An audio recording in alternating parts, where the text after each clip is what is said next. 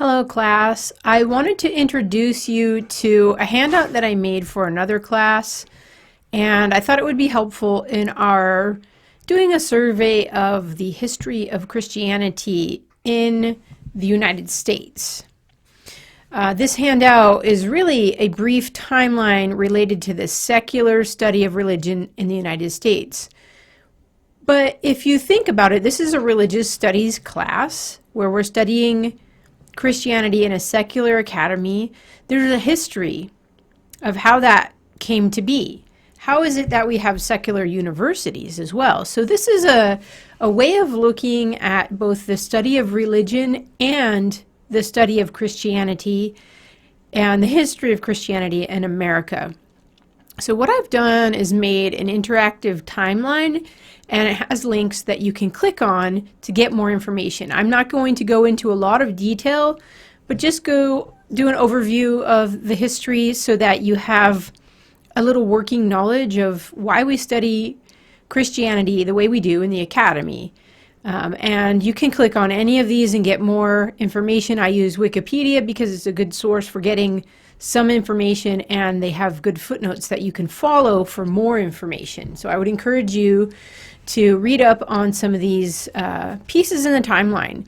And I begin with 1492 with Christopher Columbus because this is really the beginning of the exploration of the New World. And so Christopher Columbus is Catholic. He's sent by Spain. He's funded by Spain to come. Well, he was really going to find India, but he found the New World, we'll call it. So that's the beginning. And in Europe, we've talked about the Protestant Reformation. So you can see the timeline here.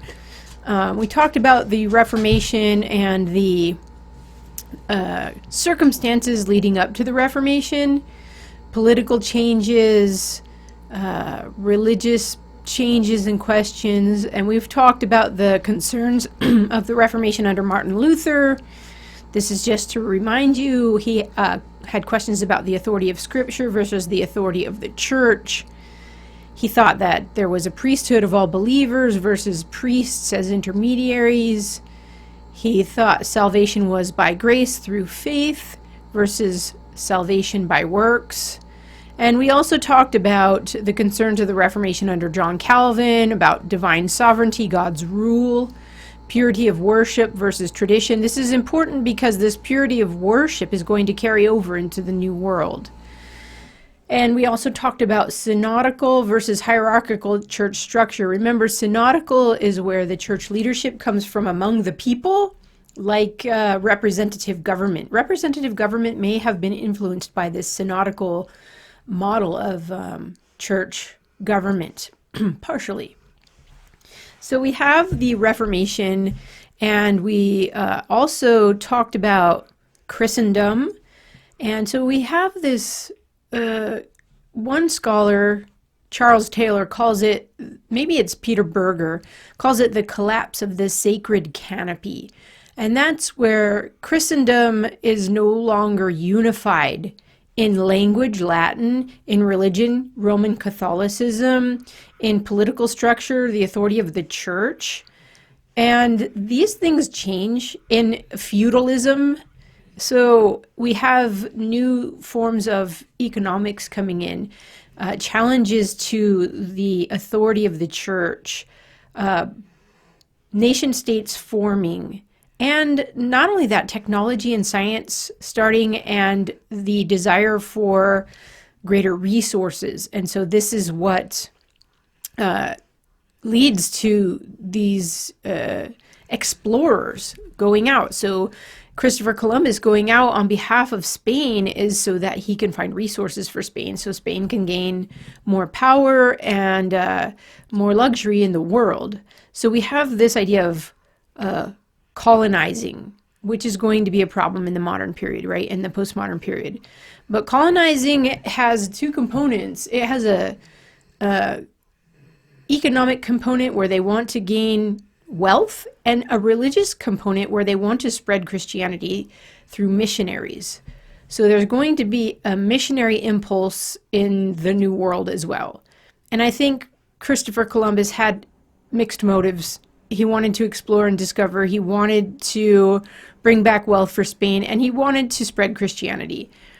Christopher Columbus gets a bad rap, but you should read up on him and see what was he like, what was his life about, what were his motives, and you should think about it for yourself. All right, so we have the Protestant Reformation, which brings in now a division within Christianity and big changes, right? And what follows are the European wars of religion, Catholics versus Protestants, and it gets tied into politics as well, as certain nations identify as Catholic or Protestant. France is Catholic, Spain is Catholic, Geneva is going to be particularly Calvinist Protestant. What we call Germany now is going to be Lutheran, and there's much turmoil. England is sometimes Catholic, sometimes Protestant. And then we have wars in England that are partly political, partly religious. One of the things that happens in England is that the Puritans are a group of Protestants, particularly Calvinist Protestants, who want to see the church even more purified, particularly in terms of how worship is done. So they wanted to get rid of iconography, any physical representations of Christ or God or stained glass windows and saints. They were concerned for purity of doctrine and the application of that in the worship service. The Puritans get in trouble with other Christians in England and eventually are going to have to leave or be silent. We also have in 1607 the Jamestown colony coming to Jamestown in the New World and settling. So these are settlers. They aren't particularly successful and they aren't particularly religious. So they don't come for religious reasons. They come for mostly economic reasons. You can read about Jamestown. But they're the first, the first to attempt to settle permanently here in the United States, what becomes the United States. The Pilgrims are separatists, they're Protestants, they're very committed, and they hold to the strict separation of church and state. They come from Europe, and they want to settle a religious colony. And so they have the Mayflower Compact, which is a particularly interesting religious document. They kind of make a pact together to live in a certain way. So they do come for religious reasons, and they settle. They have a lot of trouble, disease. It's rough. Here, let me click on the Pilgrims. We celebrate the Pilgrims sometimes in school. So the Pilgrims were the English settlers who came to North America on the Mayflower and established the Plymouth colony in what is today Plymouth, Massachusetts. Their leadership came from the religious congregations of the Brownist or separatist Puritans. So these are the Puritans who don't want to be a part of synod. They want to be independent. They fled religious persecution in England for the tolerance of the 17th century Holland in the Netherlands. They didn't really feel at home there. So they held Puritan Calvinist religious beliefs, but unlike other Puritans, they maintained that their congregations should separate from the English state church. Remember, the Church of England was the official religion in England at the time. They didn't like that. So they wanted to settle in the New World. They got investors. They established a colony. And it was the second successful English settlement in America following Jamestown. And it becomes a central theme in the history of culture of the United States. But they had a rough time. I'll let you read about it. Let's see if they give us any details right away. Yeah, okay, so they had to establish themselves here, learn how to farm and grow food in a new world, and they struggled. There's stories about their interaction with the Native Americans. So I'll let you read about that. The Mayflower Compact is a very interesting document that you could read to see what their commitment was like. The second wave of Puritans come in 1628 at the Massachusetts Bay Colony. This is also a familiar story and very famous.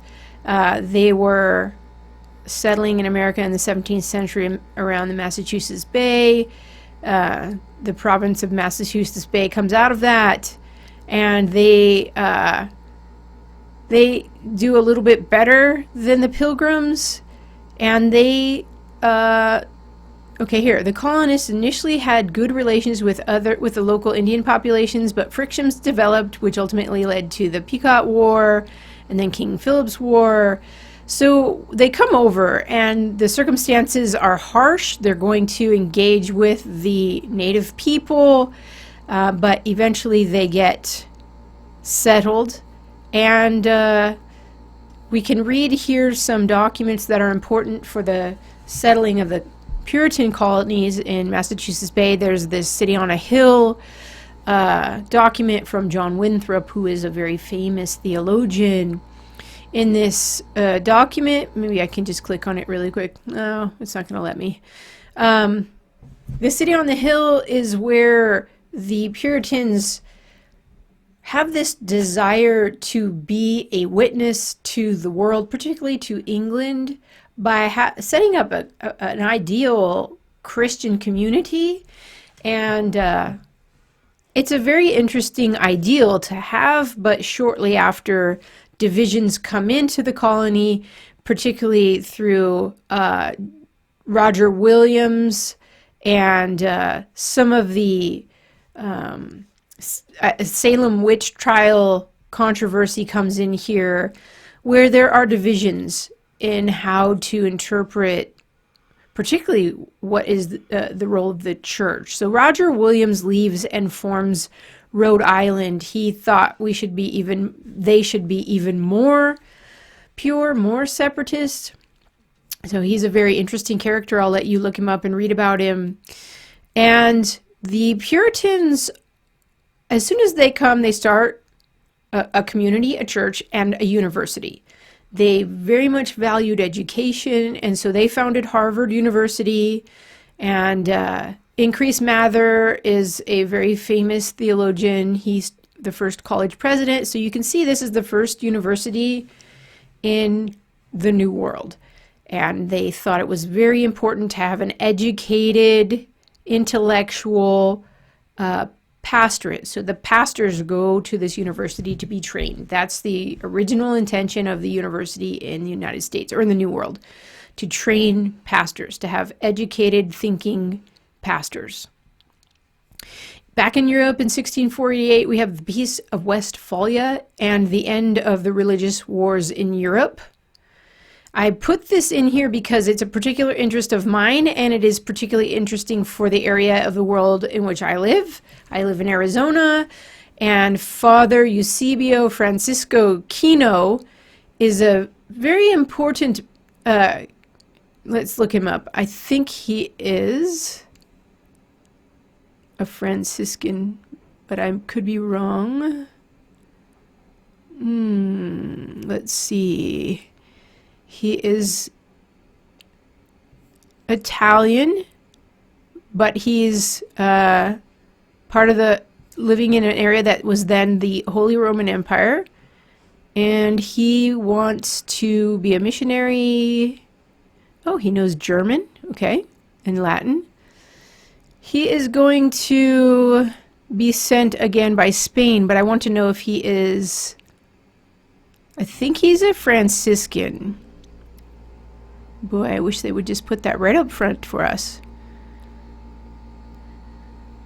I wish I knew this too, because I've studied him a lot. I really like him. He's got an interesting background.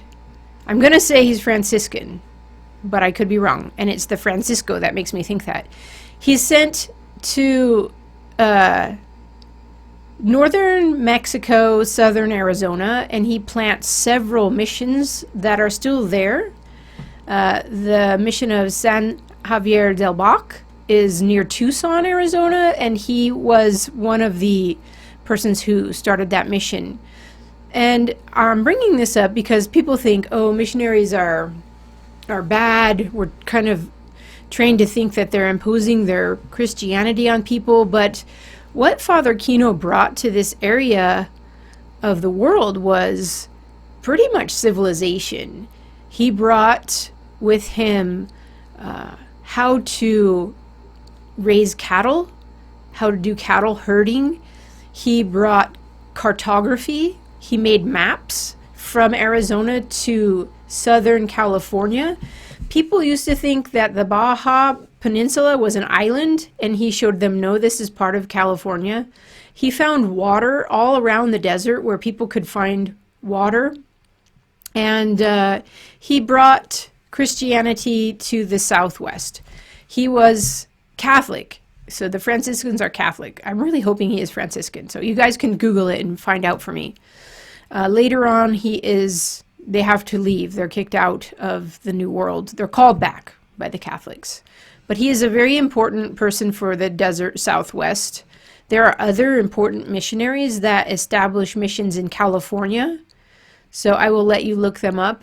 It's a very interesting area to study in the history of Christianity. And this next phase is going to begin, let's call it the secularization of the modern period and the West. And it starts with John Locke, who is a philosopher in England, writing this Letter of Toleration. This is a very interesting document. You should read it. He is writing after the wars of religion.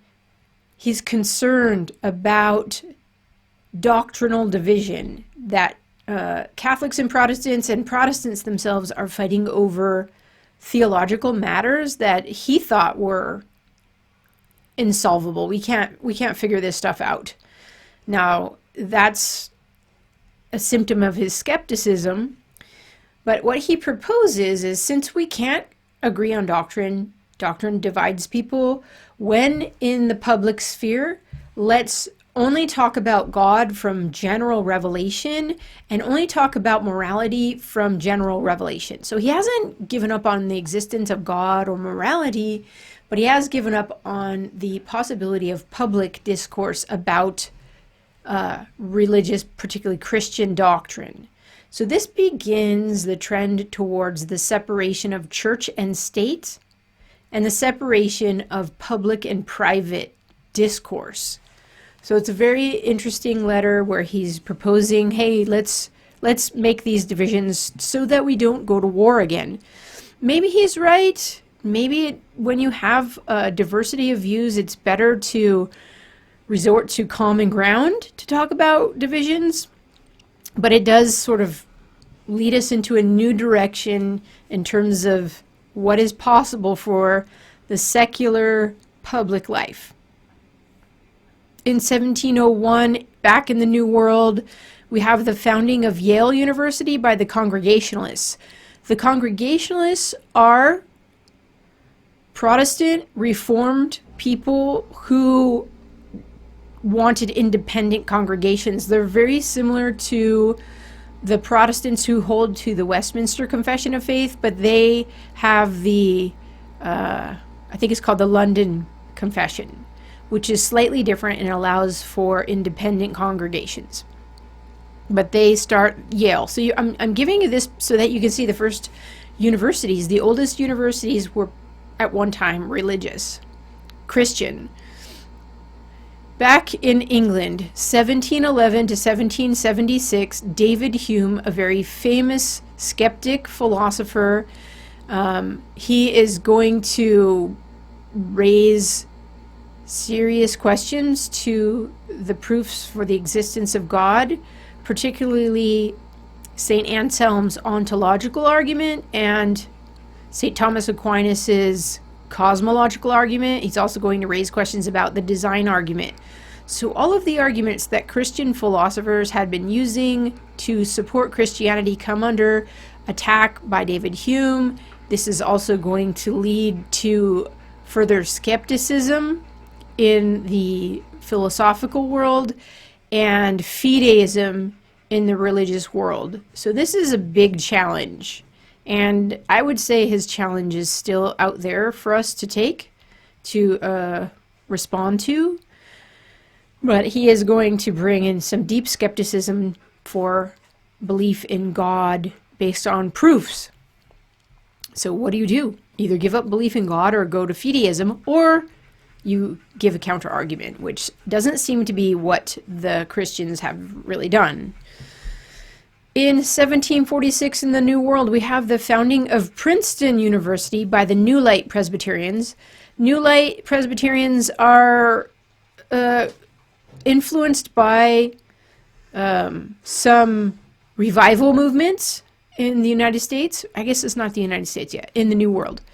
And they separate themselves from the old lights. So they have a more, I want to say, liberal approach to their Protestantism. Jonathan Edwards is going to be connected to the theology of Princeton and the New Light Presbyterians. Jonathan Edwards is probably America's most famous theologian and philosopher. He's a very interesting character. He wrote a lot of interesting works, and he lived a very disciplined life. I think he was the president of Princeton for a very short time, and then he died before he could really give it a lot of leadership. I think I'm going to pause here to go into this next section, because now we're going to get into a really more secular attitude in the New World and fideism in the church, and I think we've reached a good place to pause, and I'll start a second video on this topic.